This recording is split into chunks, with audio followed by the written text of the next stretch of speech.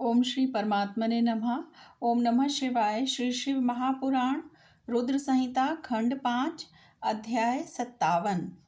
गजासुर की तपस्या, वर प्राप्ति और उसका अत्याचार, शिव द्वारा उसका वध, उसकी प्रार्थना से शिव का उसका चर्म धारण करना और कृत्तिवासा नाम से विख्यात होना तथा कृत्तिवासेश्वर लिंग की स्थापना करना।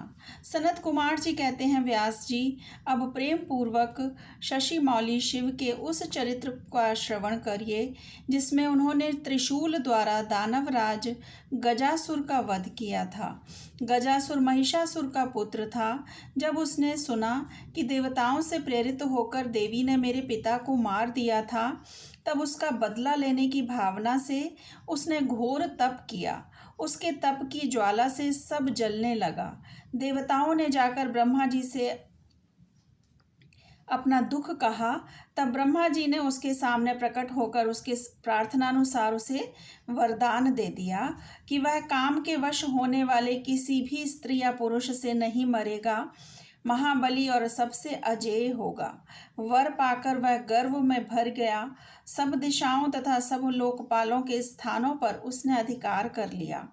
अंत में भगवान शंकर की राजधानी आनंद वन काशी में जाकर वह सबको सताने लगा। देवताओं ने भगवान शंकर से प्रार्थना की। शंकर काम विजयी हैं।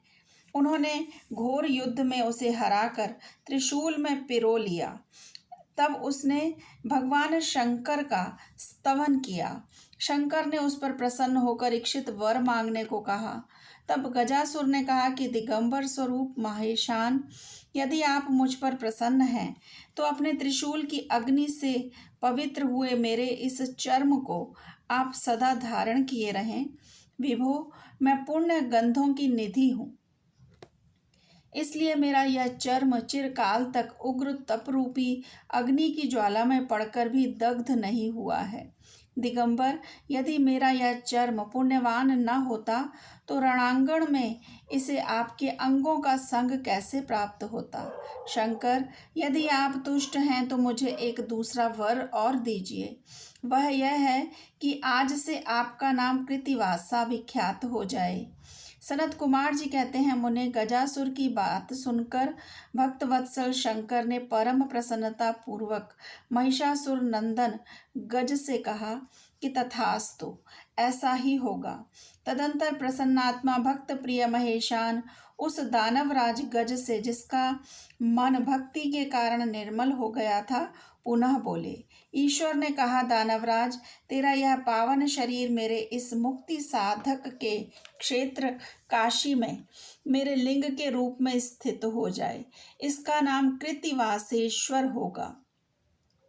यह समस्त प्राणियों के लिए मुक्तिदाता, महान पातकों का विनाशक, संपूर्ण लिंगों में शिरोमणि और मोक्षप्रद होगा। यों कहकर देवेश्वर दिगंबर शिव ने गजासुर के उस विशाल चर्म को लेकर ओढ़ लिया। मुनीश्वर, उस दिन बहुत बड़ा उत्सव मनाया गया। काशी निवासी सारी जनता तथा प्रमथगण हर्षमग्न हो गए। विष्णु और ब्रह्मा आदि देवताओं का मन हर्ष से परिपूर्ण हो गया।